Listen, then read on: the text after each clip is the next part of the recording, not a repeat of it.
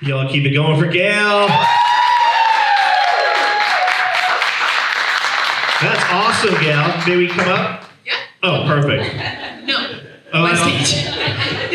We'll stay off This is my carpet. We'll stay off the road. Okay, no, please come close. By the way, this rug looks like it needs zero as carpet cleaning company. I feel like this is what the inside of my brain looks like. You know what I loved listening to you perform was the stories that you were telling before. And LauRen, you and I have interviewed many artists, and you guys listening to the radio might have heard some interviews with many artists. And some artists are a little more difficult to get stories out of, you know, a little more introverted about their stories, but you just put it all right out there. Is this your comfort area, playing in a little intimate venue like this and just being able to talk to us about the songs? Very much so.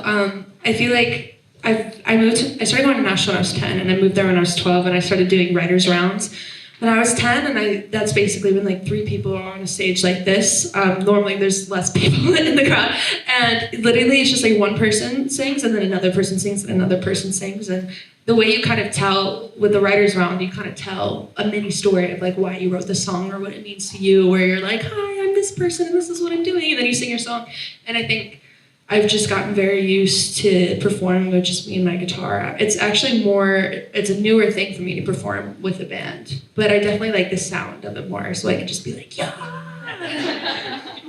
All right, so you talked a little bit about what you were telling your stories.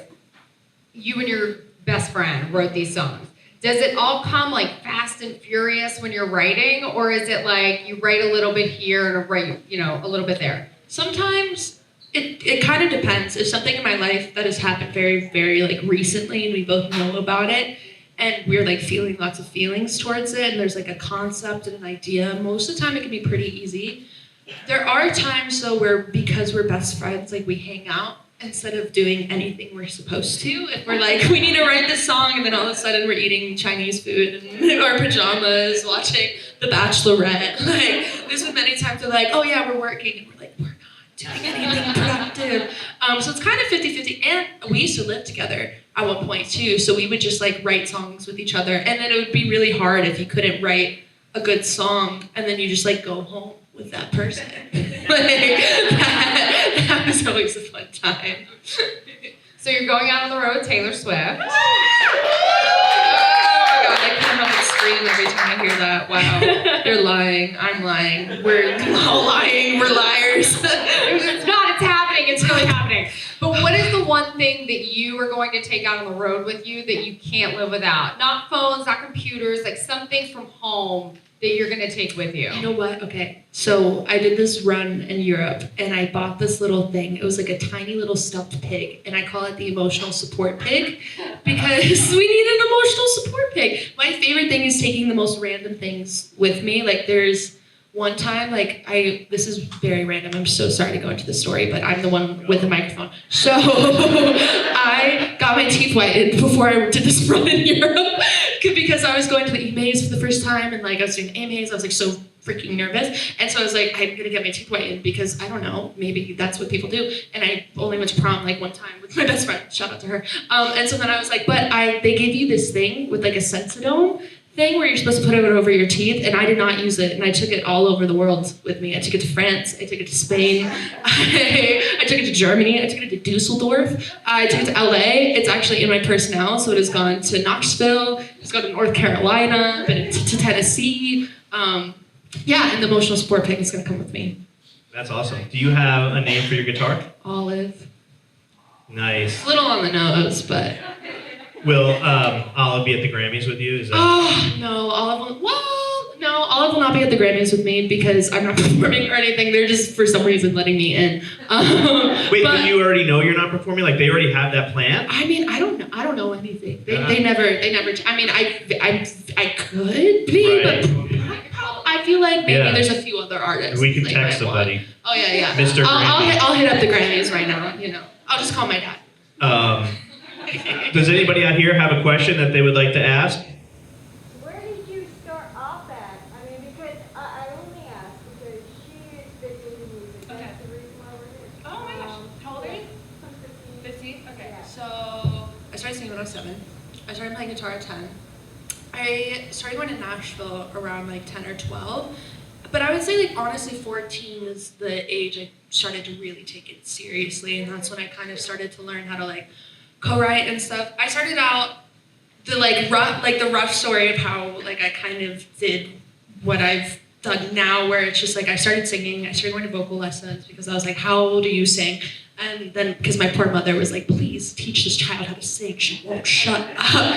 And then I was kind of told, probably when I was like 8 or 9, like it took me like a year or two, and it also took a minute for my mom to like take it seriously, that I was taking it seriously too, because you have to prove those things. Like, you're not going to just like take your kid to Nashville. Like, you have to be like, I was already like showing her that I was dedicated by the time I was 7. But I started singing, and then I was kind of told, like, if you play guitar, you might be better at singing, or you might be better at performing. And then there's this whole process of learning guitar. You have to get your calluses. It's like 4 to 6 months, and it hurts like so bad. It took me like a year to learn bar chords. You learned yourself? You taught yourself? I taught myself. I looked on the internet, and then there's like this, my mom had this one friend who had like a son that knew how to play guitar. So I think my mom paid him like $30 to teach me how to play guitar. But I didn't love men telling me what to do. And so I was like, I don't like that. And so I just went on the internet. And then there's like, when you play guitar sitting down, that's one thing. And then you have to learn how to play guitar sitting up. And then you have to learn how to sing and play at the same time. And then I was told I might be a better artist if I play guitar and I write my own songs. And it's just like a better way of like saying the things that you want to say, actually talking about the things that you find important, and really just feeling like you're a part of your music. Like, even if I cut a song, there is like a disconnect that I feel towards it, especially when it comes from my own brain. So then I started writing my own songs, and then started Nashville, and then I started doing like the writers round things, and then I started co-writing. I feel like co-writing was a really big expansion because it taught me how to collaborate, because I think in music at times there's like, you're only a creative person if you do this alone, or it only means something if you do it alone, but it's actually a really beautiful thing to come up with a community of people. And like, for me, I really love that I was able to go to Nashville and be like, I make pop music and I don't know what I'm doing. And then people are like, oh, I feel the exact same way. And then we've all been able, over the past like 5 to 7 years, been able to like come up together. And I've had friends move home. I've had friends go to college. I've had friends get married and things. I'm like, that's weird.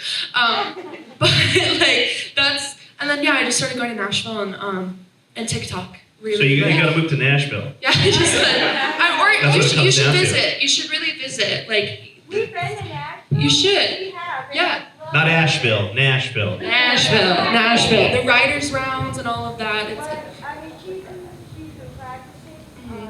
She is doing great. I heard her sing a couple months ago, and I was like, wow. Gayle, did your mom sell you like this? This is a really good sell. To be fair, no, fully, this was my mom. My Was mom that said, your my mom? child is a star. There you go. I had a wonderful By mother the way, that believed in me. I know from having lunch with Gayle, we did that with a listener in March, that you also, you're tall, and you use that you played basketball. I did play basketball. You I played like competitive basketball, volleyball, baseball, softball. I used to fence. My family is a bunch of fencers. It was very random. I was not athletic, but I had a mother that kind of put me in every sport. But I truly would not be where I am without my mom. My mom was the one. And also, so many people judged us. Still, people judge us. But like, all of the cousins were like, you're doing what? I was homeschooled. Like, we were crazy. My mom was like, I'm taking my 12-year-old and homeschooling her, and we're going to Nashville. And they're like, you're a crazy person. No, Taylor Swift's done it, so we're gonna do it. Yeah, that's fine. Like, there's like a wave of moms that did that, and everybody was like, you're crazy. And we were crazy, but we were able to like take our passion and our craziness and focus on what we want. And I'm grateful I did it, because also my mom always said too, like, even if you want to quit, like, even if you don't do it, you know that you tried. That's the biggest thing I think that I have been able to take away from everything, is like, I know that I tried my best, and that's all I can give myself or do for myself at the end of the day when it comes to doing what I want in life, I think. Great advice. Gayle, thank you so much. Oh, thank you. I think we're gonna try to take a couple pictures together in the back, but let's give it up for Gayle one more time. Thank you guys all for coming out, for listening to kids, being part of the Maney and LauRen morning show, and for being here today. Thank you.